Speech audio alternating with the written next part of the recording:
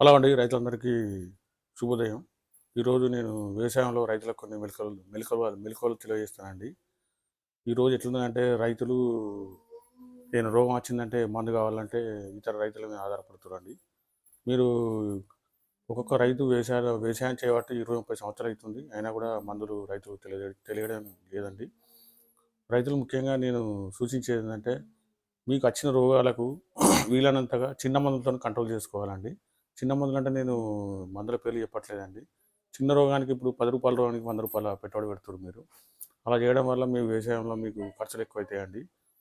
మీరు ఇతర రైతుల మీద ఆధారపడకుండా మీరు ఇదివరకు 20 సంవత్సరాల నుంచి వ్యవసాయం చేస్తున్నారండి. దానికి సంబంధించిన రోగాల మందులు మీకు తెలుస్తాయి ఆల్రెడీ. ఆ మందులు కావాలని తీసుకొని వెళ్ళండి. దీనివల్ల మీకు ఖర్చు తగ్గుతుందండి. మీరు నాటేసిన కాంచెలు మొదలు పెడితే పొలం కోసే వరకు మీకు మీకు సంబంధించిన మీ ఊర్లో ఎవరైతే పెద్ద రైతు ఉంటారో వాళ్ళ మీద ఆధారపడి ఆయన సూచనలతో వాళ్ళ మందులే వాడతారు. వాళ్ళు మందులు వాడడం వల్ల మీకు వ్యవసాయంలో పెట్టుబడి ఎక్కువ అవడం వల్ల మీరు ఒకసారి కంపేర్ చేసుకోండి. మీకు చెప్పిన వాళ్ళ మందులు అయితే ఏదైతే రైతు చెప్తారో వాళ్ళకు ఎంత వచ్చింది, మనకు దిగుబడి మీకు ఎంత వచ్చిందో కంపేర్ చేసుకోండి.